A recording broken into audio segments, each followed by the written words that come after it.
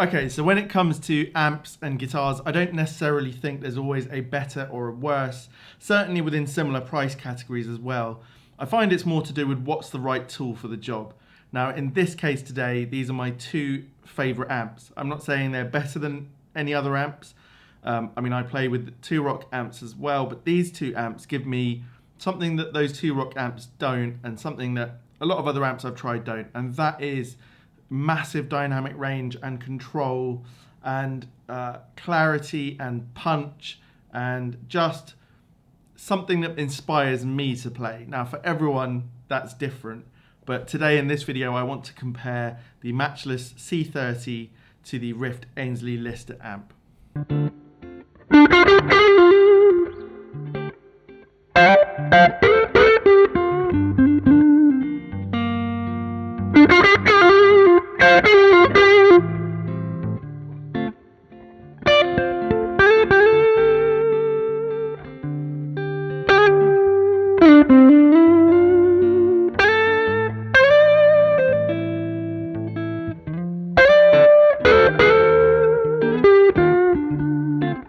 Okay, so let me give you a quick rundown of these two amps. Let's start with the Rift Aynsley Lister. I've had this for nearly a year, and in all that time, it's steadily become my favourite amp.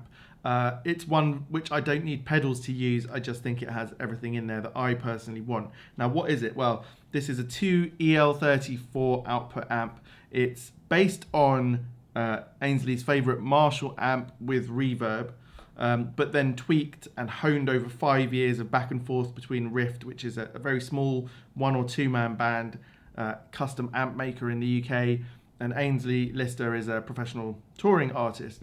Now, what they've come up with here is something that for me has so much grunt, classic sort of rock tones, very dynamic to use with your guitar's volume. And altogether, it's one of these things that I just set it to the setting that actually I asked Aynsley what his setting was. I set it there and I just leave it there. The guitar does all the rest of it. It allows your guitar to speak and to sing and to rock. It's awesome. Now, in terms of details, it has an effects loop and it uses an Eminence, the governor speaker, which I find to have this really nice sort of creamy, but actually at the edges slightly brittle sound. It gives you those real high output Jimmy Page sort of sounds. When you want to push like a Les Paul, it gives you that sort of tone. That's how I could interpret that.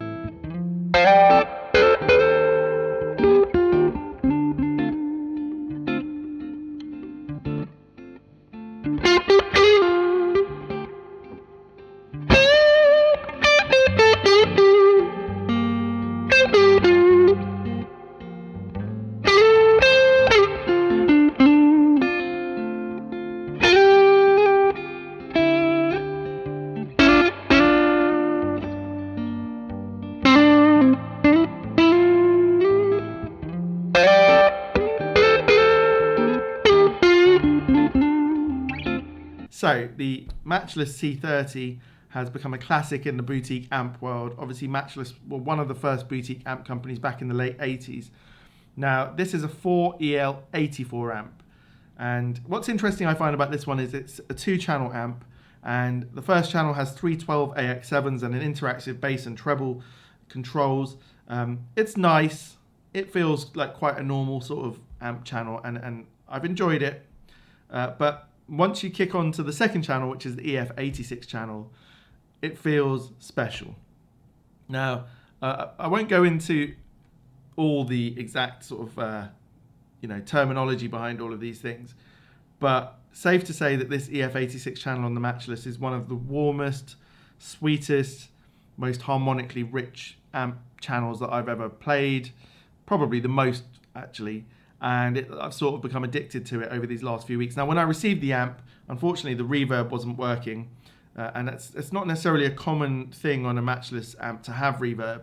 But instead of having a cut control, I've got a reverb on this one. So it's a slightly unusual one. Anyway, luckily the shop I bought it from, Renegade Guitar Co., they had it sent off to an amp tech in the UK who actually replaced the reverb tank.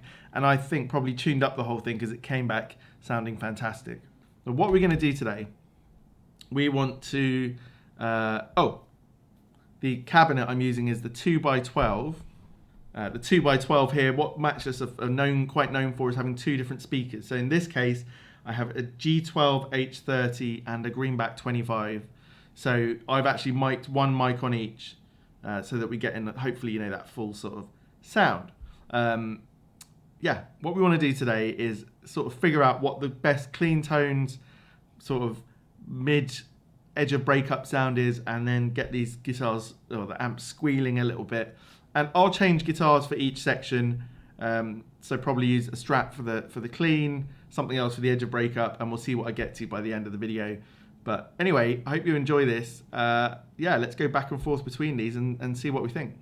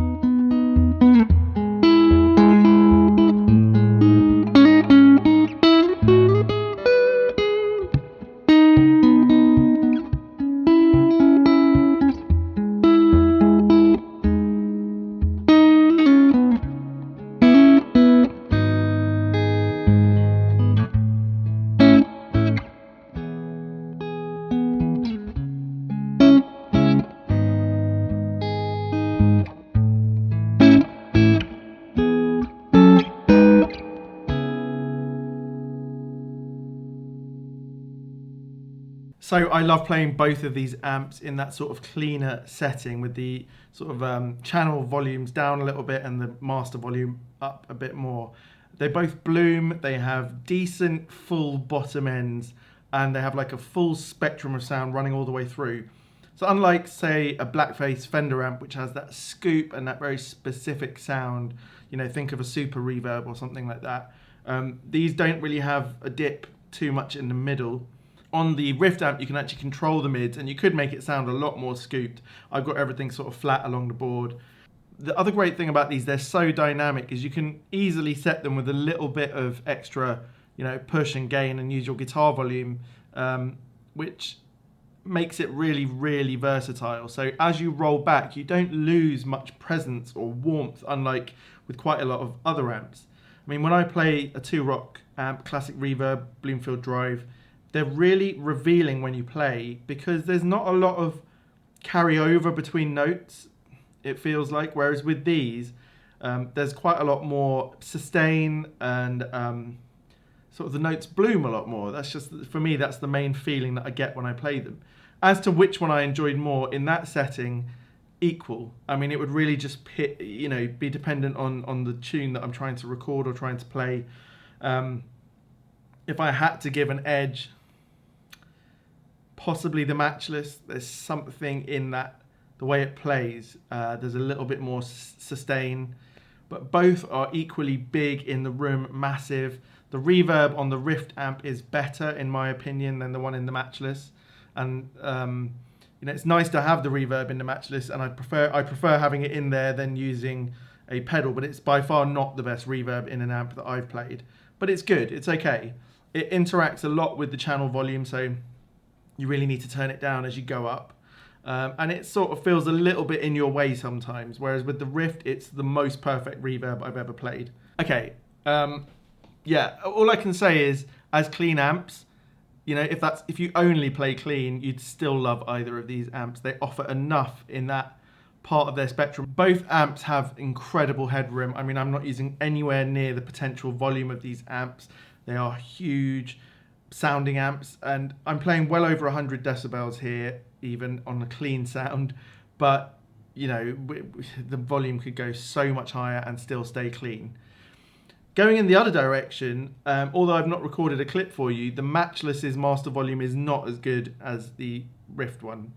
The Rift master volume, it never feels like you've lost anything, even when you go lower and lower and lower. It's quite magical, really.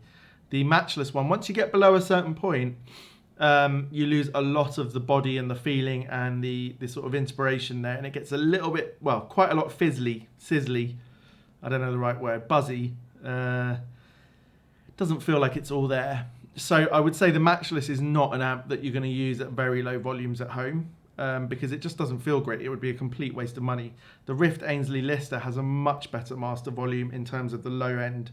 On the other hand, the Matchless, you can actually disengage the master volume and use it without master volume, and that really opens up and cranks it beautifully. If you're in a big venue, that's pretty cool. But you won't get as much headroom, because obviously with the master volume you can keep the gain volume on low and keep turning up that master, and it gets louder and louder and stays clean. Okay, so now we're going to do that sort of edge of breakup, middle sort of gain thing. I've got a loop running on this one. I'm using a broadcaster. And before we even start, I just want to say that I don't really have to change the settings between this coming up clip and then the last set of clips, which is a more high gain thing. I just have to change the guitar. But anyway, we'll get more into that later.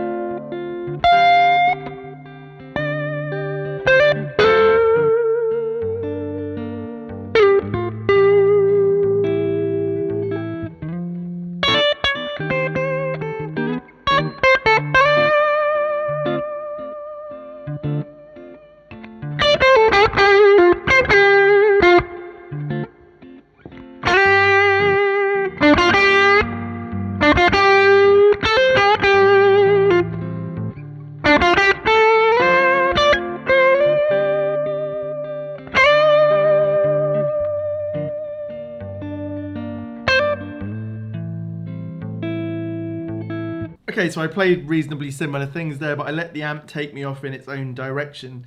With the Rift amp, I was more likely to whack it on full volume on the guitar and you know, have a little go at it. And with the Matchless amp, I was so happy to stay in that warmer, slightly more subtle zone. That's just the way that amps worked for me.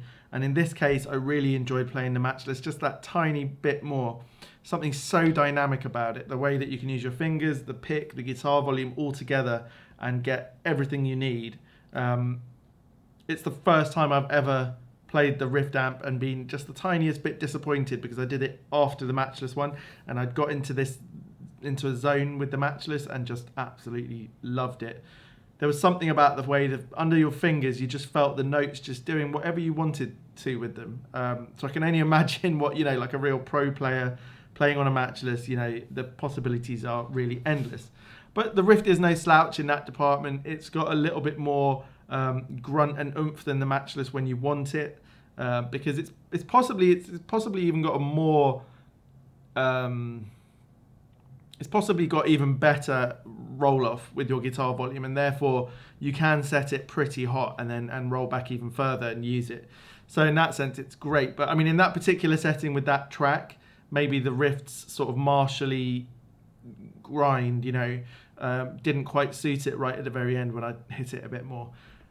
But yeah, I think when it comes to that sort of thing, it's really down to your tastes. One thing I'd point out though is I don't really feel like the Matchless does this chimey, voxy thing, at least most of the time.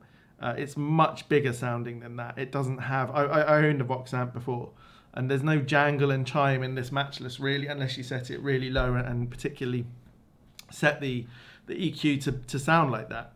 So yeah, if you're worried that you don't like the Vox sort of chime, well, you can definitely get the Matchless and not worry about that. So I've been intrigued about what this tone, you know, dial does. There's 6 notches on it as opposed to sort of being a continuous thing. Now, as I said, we're not using the first channel, which has got bass and treble, because I prefer the sound of this channel and the way it plays. So let's just do a quick run through of each of the settings just for a few seconds on each one and see what difference it makes.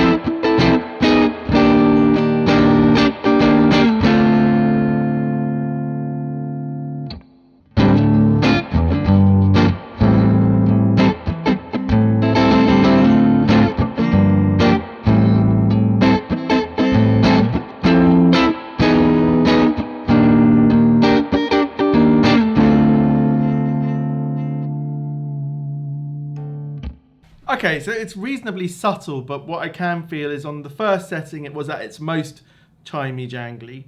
And depending on the guitar you have and the gain that you set on the volume, you could probably get it more and more like that. As we went through those settings, it got a bit more low end, but a bit more of everything really, apart from maybe top end. And it actually got a little bit louder, so there's a little bit more output as you go up as well. Altogether, I tend to find that it's really easy to find the setting you want when you plug in a different guitar, so it's useful because you don't have a lot of fiddling to do. With both the Matchless and the Rift, I find them fantastic to set up, whereas the 2-Rock amps that I've got are a lot more fiddly, and you can actually find bad settings that don't suit the guitar or the track that you're after. Whereas with these, it's just set it and forget it, use the guitar volume, and I love that. Okay, we're going to go into something I'm less comfortable at and with, and that's a little bit more high gain. So what I've done here is I've set it pretty much the same as on the last clips, but I'm using a much hotter guitar with humbuckers in. These are bare knuckle pickups. There's a mule in the neck and a riff-raff in the bridge. And yeah, this was a lot of fun, but I don't know how good you'll think it is. It's a lot of mucking about. What I've done is I've picked a couple of short clips here, and then I'm going to leave the rest of this demo at the end of the video. So yeah, let's listen to this and see what we think.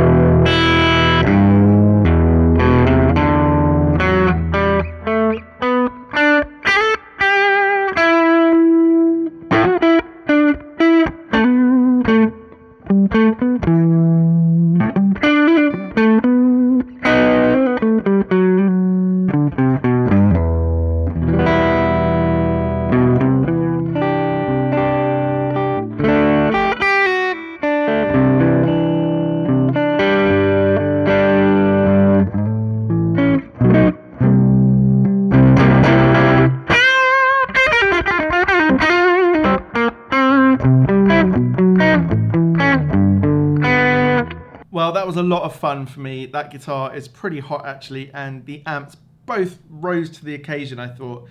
Now, the Matchless is quite distinct sounding in any setting, but particularly so at this level, I thought. It doesn't sound like any other amp. Yeah, it got a little bit wallowy in the low end, and I couldn't get rid of that with the tone, but this guitar has got a huge sound to it. Apart from that, it was fun to play. It was... Again, it bloomed, it was massive. I mean, I could just see that filling up the room at a live gig and just being epic. I'd only worry that with that channel, I couldn't get out enough low end and I'd have to go into the first channel and use the bass and treble controls anyway. So for recording, yes, you can probably do whatever you want and then use EQs on your computer. But for live situations, at least you have got the other channel. And again, I probably noticed I turned the reverb down quite a lot. It really would get in the way if you turn up the gain or use a hot guitar and have a lot of reverb in there. With the Rift amp, it's probably a much more recognizable sound. I mean, if I was doing Led Zeppelin covers, I would 100% use this amp. It can really do that ice picky, high output Marshall sound from Led Zeppelin songs. It doesn't get wallowy. You can tune out, you can EQ out any problems that you have with this amp. So for that sort of setting, it has a very recognizable sound that I think a lot of people would love. Works really well with all sorts of guitars, but for me, particularly with Les Pauls, that Rift amp at higher settings is phenomenal. And again, although I haven't had time to show you everything in this video, if you roll back the volume whilst using that Rift on a hot guitar with those sort of settings, you can go back to a clean sound without losing the presence and the feel. It's just phenomenal, really. So this video is, as I said, not about which is better, which is worse. I really enjoy both of them for everything. I would say for me now, these British voiced amps have overtaken the American voiced amps for me. It's just that extra sustain, extra warmth and bloom. It's making me want to now try more tweed amps, because the words like bloom and warmth probably link quite well with tweed amps. In comparison to sort of blackface type amps and Dumbley sort of amps. We're lucky we've got all of these different sort of tones in the palette, aren't we though? So altogether, I'm not going to give you an answer today as to which of these two amps I prefer. I will probably do that in a video in future, but I've not had the Matchless long enough. Safe to say I'm absolutely loving it, and at the moment it's the first amp I want to turn on when I come in the room. For every guitar and every style, it's just got its own thing. And it's not exactly Voxy, but it is like a Vox on steroids. You know, like pretty huge amounts of steroids. Yeah, it's great fun. So I hope you enjoyed that. Just quickly before I go, I'm giving away the Duelist pedal. This is my first Duelist pedal. I've got the new one now. So all you need to do is subscribe to the channel and comment. And then I'll pick a name out of the hat when I reach 6,000 subs. So yeah, go ahead and do that. I'll send it anywhere in the world. And as I said, going to play out with a couple more of those higher gain clips. I'll see you next time. Cheers.